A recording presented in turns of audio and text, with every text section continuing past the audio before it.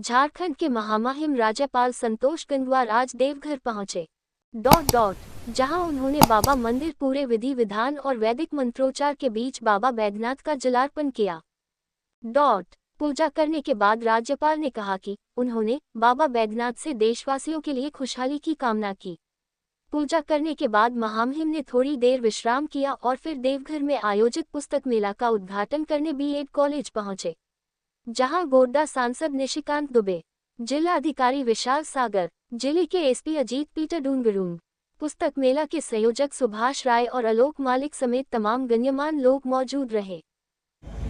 कि वास्तव में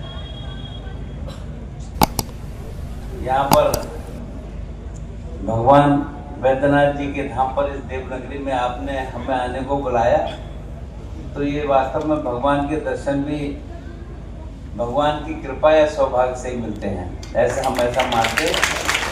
और इसलिए हमको आपने दोहरा लाभ किया, इस कार्यक्रम में हमको बुलाया और भगवान बैद्यनाथ जी के दर्शन भी करने का एक अवसर हमको मिला। और मेरी रुचि है, जैसे अभी आदरणीय सांसद जी कह रहे थे, हमने कहा कि हमको इस बात का सौभाग्य मिला कि देश में आपातकाल लग गया और हम पढ़ते पढ़ते जेल चले गए, और 1 साल जेल में रहने के बाद क्या करते, तो हिंदी की सारे साहित्यिक पुस्तकें हमने पढ़ डाली। कोई किताब हिंदी उपन्यासों में छोड़ी नहीं जो हमने पढ़ी नहीं हो।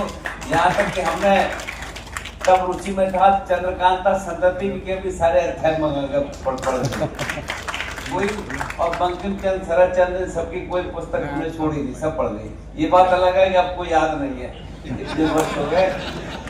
आप इसको समझ सकते हैं, इसके बारे में अंदाजा लगा सकते हैं। पर वास्तव में एक जो चिंता हमारे सांसद जी कर रहे थे, बहुत सही चिंता है और ये भी सही है। मैं कोई अपनी प्रशंसा में कहना नहीं चाहता हूँ। मैंने सामान्यतः सभी पुस्तकें खरीद कर ही पढ़ी और अपने पास रखी है।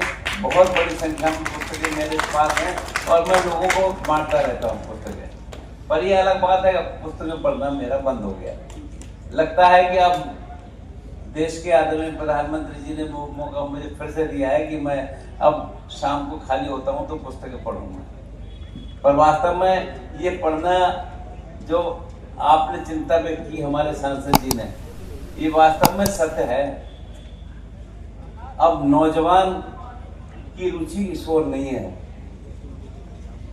ये मैं इसलिए भी कह रहा हूं कि हमारे जैसे सांसदों के काम होते हैं, तो हमने अपने जनपद में हम उस समय मंत्री भी थे, एक लाइब्रेरी बनाई और अब उस क्षेत्र में अपनी अलग पहचान बनाने का काम कर रही है। और लाइब्रेरी मुझे लगता है कि सांसदों में शायद ही गिने चुने सांसद होंगे। जब हमारे सांसद जी कह रहे थे, तो हम लाइब्रेरी 95 में रुचि में आए थे और 2005 तक लाइब्रेरी हमने बनवा दी।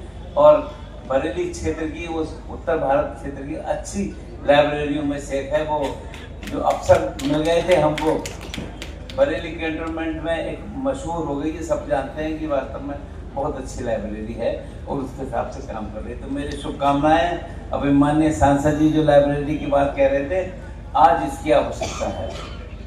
अब बच्चों ने पढ़ाई की दिशा में अपने आप को अलग कर दिया है और पुस्तकें पढ़ने की दिशा में तो बहुत कम होते जा रहे हैं। तो मैं कोई बहुत अधिक बोलने आपके बीच में खड़ा नहीं हुआ, पर वास्तव में बाबा बैद्यनाथ जी की इस पावन स्थल पर जहाँ लाखों श्रद्धालु आते हैं और आस्था प्रकट करते हैं, यहाँ पर महान संत अनुकूल चंद्र जी ने समाज को अपने विचारों से प्रेरित भी करने का काम किया है। देवघर का स्वतंत्रता संग्राम में योगदान अत्यंत प्रेरणादायक रहा है। असहयोग आंदोलन के दौरान स्थानीय क्रांतिकारियों ने ब्रिटिश शासन के खिलाफ जो लोगों को संगठित किया था, और भारत छोड़ो आंदोलन के दौरान भी यहाँ की जनता ने जनसभाएं, सत्याग्रह आयोजित किए थे। महिलाएं और किसानों की भागीदारी इस क्षेत्र में स्वतंत्रता संग्राम को और अधिक बल देती है। देवघर की पावन भूमि क्रांतिकारियों को प्रेरणा और ऊर्जा प्रदान करती है। मतलब ये जिस ढंग से धार्मिक स्थल के रूप में जाना जाता है, ये सारी बातें यहाँ के लोगों के मन और दिमाग में है। देवघर पुस्तक मेला झारखंड और देश भर में साहित्यिक, सांस्कृतिक और शैक्षणिक परिदृश्य में एक विशिष्ट स्थान रखता है। पुस्तकें हमारे जीवन की अमूल्य साथी व धरोहर है, जो ज्ञान, संस्कृति और विचारों के प्रसार का महत्वपूर्ण माध्यम है। आज जब डिजिटल माध्यम हमारी दिनचर्या का अभिन्न हिस्सा बन चुकी है, ऐसे आयोजन के माध्यम से पुस्तक संस्कृति को पुनर्जीवित करना और उसको प्रोत्साहन देना अत्यंत आवश्यक है। और आदरणीय सांसद जी के रहते मुझे लगता है कि आप लोग इस काम में और सक्रियता के साथ काम करेंगे। यदि 50, 200, 300 करोड़ की आवश्यकता है, इस देवघर के लिए पैसे की कोई आवश्यकता नहीं है। पैसा जिसको कहते हैं कि वो पेड़ में फरा हुआ है, उसको केवल झुलाने की आवश्यकता है। आप करिए और एक बड़ा ये पुस्तक मेला, देवघर पुस्तक मेला भविष्य में बड़ा हो, जयपुर लिटरेचर फेस्टिवल हो, दिल्ली का पुस्तक मेला हो, मुंबई का पुस्तक मेला हो, वो सब देवघर पुस्तक मेले से कैसे छोटा हो, इसके लिए हम लोग सुभाष राय जी की टीम को मदद करें, हम लोग आगे बढ़े, देवघर के लोग आगे बढ़े। इन्हीं शब्दों के साथ रहेंगे कि मिस्टर पटेल, मैं आरबीआई गवर्नर रहा हूं, यू आर रेगुलेटर। आपको जितना बोलना है बोलिए। आपको किसी राजनीतिक पार्टी के सदस्यों का जवाब देने की आवश्यकता नहीं। बहुत कभी कमेटी में बोलते नहीं थे मनमोहन सिंह जी, मैंने पहली बार उनको मुंह खोलते हुए देखा। दूसरा, मुझे ज्यादा बोलने की आदत है, तो एक दिन जो है मैं बोलते बोलते बोल गया कि आईएसआई जो है, स्टैटिस्टिकल इंस्टीट्यूट जो है, जो महालनोबी साहब ने बनाया, मैंने कहा वो तब बना था जब 33 करोड़ इस देश की आबादी थी। और गिरिडीह, आपको ध्यान हो, बगल में गवर्नर साहब महालनोबी साहब ने यहाँ 200 एकड़ जमीन दी। एक दूसरा इंस्टीट्यूट गिरिडीह में वो बनाना चाहते थे। गिरिडीह बड़ा महत्वपूर्ण जगह है। डॉक्टर जेसी बोस, जिन्होंने कि इतने बड़े साइंटिस्ट हुए, उनका भी पूरा रिसर्च वही गिरिडीह में। तो मैंने कहा कि आपको और दूसरा इंस्टीट्यूट क्यों नहीं बनाया आपने शाखा, क्योंकि अब तो 125-130 करोड़ आबादी हो गई। जब तक मैं अपनी बात पूरी करता, तब तक उनका जो है पेपर मेरे बगल में आ गया कि अभी मैंने प्रधानमंत्री पद छोड़ने के पहले जो है बेंगलोर में उसकी एक शाखा जो है शिलान्यास किया है।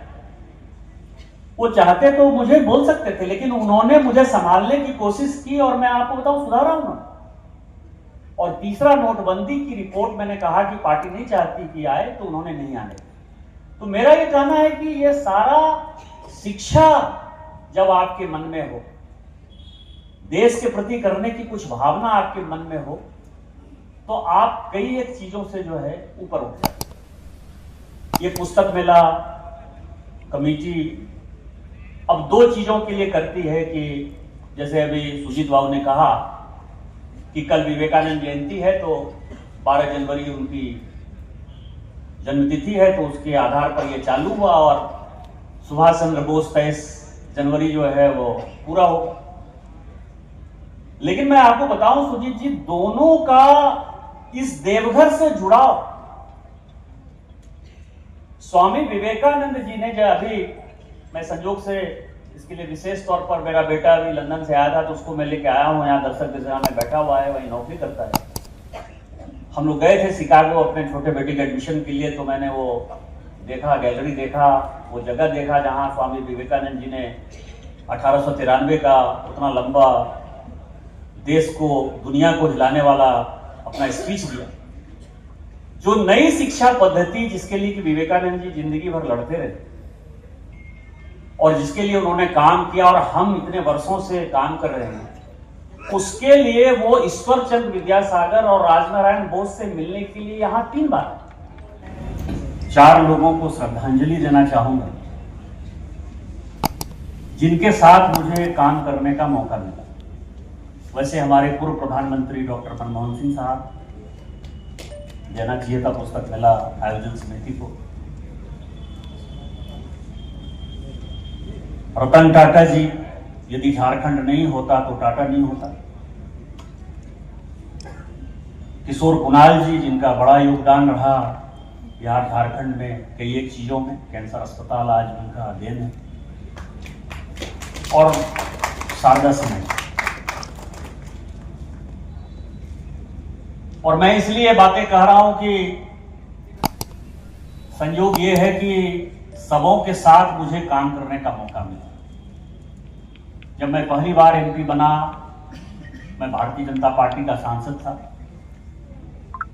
आने के पहले भी बाबा पूजा करने के लिए आए, शिकागो से लौटने के बाद भी बाबा का पूजा करने के लिए। तो विवेकानंद जी का जुड़ाव देवघर के साथ इस तरह से है, इसलिए हम यदि पुस्तक मेला उद्घाटन करते हैं तो उसके पीछे रीजन। दूसरा 1938 और 1939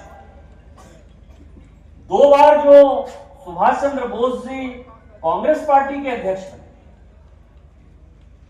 तो शायद बहुत कम लोगों को पता होगा कि यहां जो सत्संग आश्रम है उनके वो शिष्य थे, ठाकुर अनुकूल चंद ठाकुर जी के शिष्य।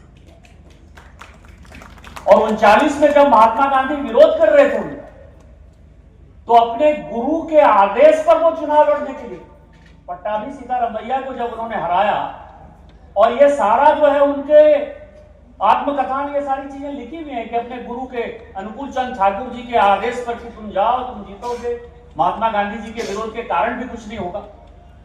तो ये दोनों विभूति कांग्रेस के साथ ऐसे जुड़े रहे, और उसमें यदि पुस्तक मेला 12 जनवरी से चालू होता है और 23 जनवरी को खत्म होता है, तो मुझे लगता है कि देवघर उसके लिए सबसे अच्छा जगह है दोनों का जन्म जयंती मनाने की। और इसीलिए पुस्तक मेला आयोजन समिति इसके लिए बड़ी बधाई की बात है। लेकिन जिन बातों को विमल जैन जी ने स्टार्ट किया, गवर्नर साहब, ये हम लोगों के लिए बड़ी एक सोचनीय विषय, 2-3 चीजें बड़ी सोच की विषय है। एक तो मैं आईटी कमेटी का चेयरमैन हूं, और आईटी कमेटी के चेयरमैन होने के नाते अभी परसों मैंने आर्टिफिशियल इंटेलिजेंस पर जो है लोगों को बुलाया। माननीय प्रधानमंत्री जी कहते रहते हैं, तो मुझे लगा कि इसको समझने की आवश्यकता है। अब आप समझिए कि आर्टिफिशियल इंटेलिजेंस में भारत सरकार जो सोच रही है, आज भारत की इकोनॉमी लगभग 4 ट्रिलियन के आसपास। भारत सरकार की सोच है कि 6-7 साल में, मतलब आप समझिए कि आजादी के 75 साल बाद हम 4 ट्रिलियन पहुंच पाए। लेकिन भारत सरकार यह सोचती है माननीय प्रधानमंत्री जी के नेतृत्व में कि आगे 5-6 साल में केवल ये आर्टिफिशियल इंटेलिजेंस ही जो है हमारी इकोनॉमी को 1 ट्रिलियन बढ़ाए और 1 से 1.5 करोड़ लोगों को एडिशनल नौकरी दे।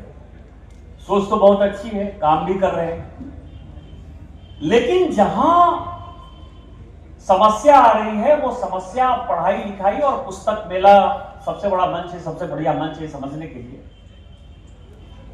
कि हम पहले लाइब्रेरी जाते थे, पढ़ते थे, आज अब ऑनलाइन पढ़ना स्टार्ट कर। अच्छा हो गया।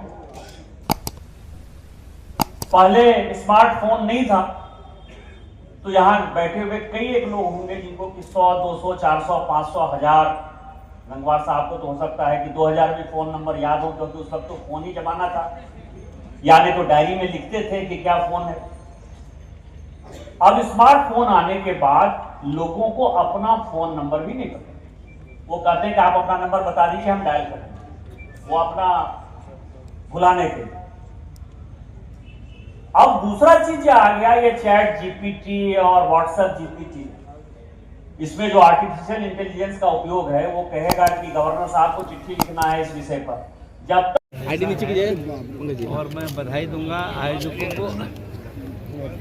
आज नौजवानों में पुस्तकों की पढ़ने की रुचि कम हो रही है, इसको अच्छे ढंग से आगे बढ़ाया जाए और इसके साथ नौजवान जुड़े, इसकी आवश्यकता है। और मैं यहाँ के लोगों को बहुत बहुत बधाई दूंगा कि इस काम में सक्रिय हैं, और आदरणीय सांसद जी की भी रुचि इस काम में है। मुझे लगता है ये इस काम को और आगे बढ़ाने का काम करें। सांसद जी अपने 300 करोड़ जितना चाहेंगे, अम्बेडकर जी के नाम पर जितनी लाइब्रेरी बनेगी वो सारी लाइब्रेरी हम संथाल पढ़ना में समाज करना पड़ेगा।